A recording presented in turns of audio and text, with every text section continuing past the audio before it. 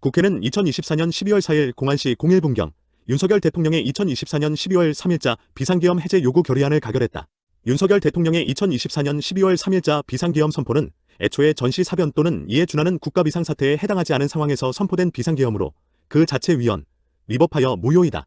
나아가 국회가 2024년 12월 4일 비상계엄 해제 요구 결의안을 가결함에 따라 윤석열 대통령의 비상계엄 선포는 헌법 제77조 제5항에 따라서도 그 효력을 완전히 상실했다.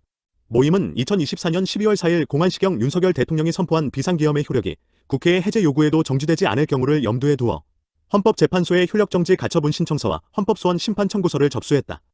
윤석열 대통령의 비상계엄 선포는 헌법과 계엄법상 계엄 선포의 요건뿐만 아니라 국무회의 심의도 거치지 아니한 절차적 위법도 존재한다. 이러한 반헌법적 계엄 선포의 터잡은 포고령은 정치적 결사, 집회, 시위 등 일체의 정치활동을 금지하기까지 했다. 그리고 실제 군과 경찰이 의원들의 해제 요구를 막기 위해 국회 출입과 의사진행을 방해하려고 하였다.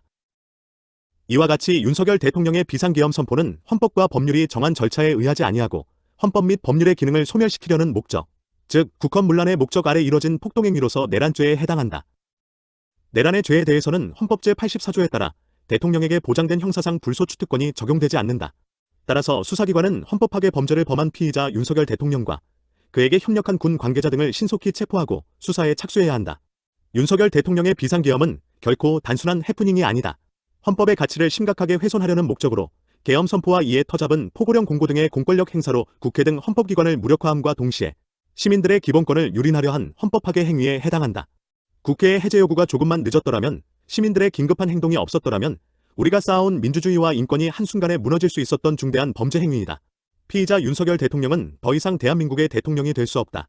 국회와 관계기관들은 조속히 헌법과 법률상의 절차에 따라 피의자 윤석열 대통령을 파면하고 피의자 윤석열 대통령은 물론 그에게 동조한 자들에게 엄중한 죄책을 물어야 할 것이다.